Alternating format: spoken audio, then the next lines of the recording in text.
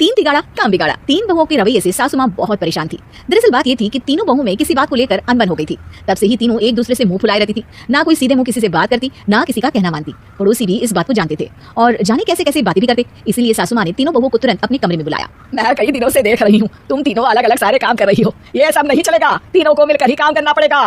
सास की बात सुनकर एकदम से बड़ी बहू बोल उठती है, नहीं मम्मी जी, मैं इन दोनों के साथ कुछ नहीं कर सकती। मैं इस घर की बड़ी बहू हूँ, फिर भी ये मेरा कहना बिल्कुल भी नहीं मानती। अरे जेठानी जी, जानबूझकर मुझे डबल काम करवाती है आप। और छोटी मुझसे टेढ़े मुंह बात करती है। इन दोनों के बीच हमेशा सैंडविच बन जाती है मेरी, और मैं हमेशा आलू की तरह बीच में मसली जाती हूँ।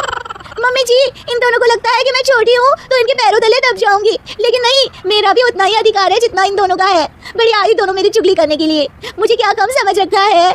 तीनों बहू एक दूसरे से बहस करने लगती है और सास दोबारा ये देखकर टेंशन में आ जाती है और सबसे कहती है, चुप हो जाओ, अब से तुम तीनों सारे काम एक साथ करोगी। आंख बंद करके एक दूसरे की बात सुनोगी। तुम तीनों इस बात को गांठ बांध लो, वरना अगली छुट्टियों में तुम्हारा अपना मायके जाना कैंसिल।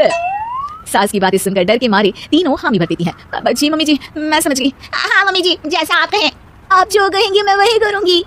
तीनों बहू सास की बात को गांठ बांध लेती है और वादा करती है कि अब से सारे काम वो तीनों एक साथ मिलकर ही करेंगी। ये सब देखकर सास खुश हो जाती है और वहां से चली जाती है। नीचे जाकर वो देखती है कि घर में शर्मा जी आए हुए होते हैं। सास जोर से आवाज लगाकर कहती है, अरे बहू, जरा चाय बनाकर तो लाना, शर्मा जी आए हैं। सास की बात सुनकर तीनों बहू तुरंत किचन की ओर भागती है और चाय बनाना शुरू कर देती है। मुझे तो एकदम मसाले वाली कड़क चाय पसंद है, तो हम शर्मा जी के लिए मसाले वाली चाय ही बनाएंगे। अरे नहीं दीदी, गर्मी के मौसम में मसाला चाय कौन पीता है? मैं तो शर्मा जी के लिए इलायची वाली चाय ही बनाऊंगी। ये कैसी बात कर रही हैं आप दोनों? मेरी मम्मी ने सिखाया है कि मेहमान को ज्यादा दूध और शक्कर वाली चाय देनी चाहिए, वरना वो घर वालों को कंजूस समझते हैं। तो मैं तो शर्मा जी को ऐसी ही चाय दूंगी। तीनों बहुएं अपने अपने तरीके से चाय में शक्कर, मसाला, पत्ती सब डाल देती है। उबलने के बाद तीनों मिलकर चाय बाहर लेकर जाती है और शर्मा जी और सासू माँ को देती हैं। चाय पीने के बाद शर्मा जी सासू माँ को देखकर शर्मा जाते हैं और शर्मिंदा महसूस करते हैं कि आखिर उन्होंने चाय पीने के लिए हामी क्यों भरी। सासू माँ भी चाय पीना शुरू करती है और कहती है, अरे बहू, ये कैसी चाय बनाई है? चाय है या मीठे दूध की बासुंदी? हाँ, चाय अच्छी नहीं लगी क्या? कोई बात नहीं, हम पराठा बना के लाते हैं। चलो चलो अंदर। हाँ चलो, हाँ आती हूँ मैं भी। नहीं, मेरा पेट चाय नहीं चौपट कर दिया, वही काफी है। पराठे से पोपट नहीं करवाना, मैं तो चलता हूँ। शर्मा जी चुपचाप पतली गली से निकल जाते हैं। अगले दिन सास बहुओं से कहती है, अरे बहू, जाओ जाके ऊपर की गेस्ट हाउस की सफाई कर दो। कल हमारे यहाँ मेरे दूर के रिश्तेदार आने वाले हैं, तो पूरे कमरे को चमका देना, समझी? तीनों बहू सास की बात को मानकर ऊपर सफाई करने चली जाती हैं और तीनों कमरे की सफाई चालू कर देती है। बड़ी बहू मकड़ी के जाले साफ करती है तो बीच वाली झाड़ू लगाना और छोटी वाली सर्फ डालकर जमीन धोना शुरू कर देती है। अरे दीदी, जेठानी जी, अभी मैंने पूरी फर्श धोई और आप फिर से धूल नीचे गिरा रही हैं। और मछली जेठानी जी, आप बिना झाड़ू की धूल यहाँ छटक रही हैं। अरे तीनों को साफ करना है, एक साथ सफाई करते हैं ना।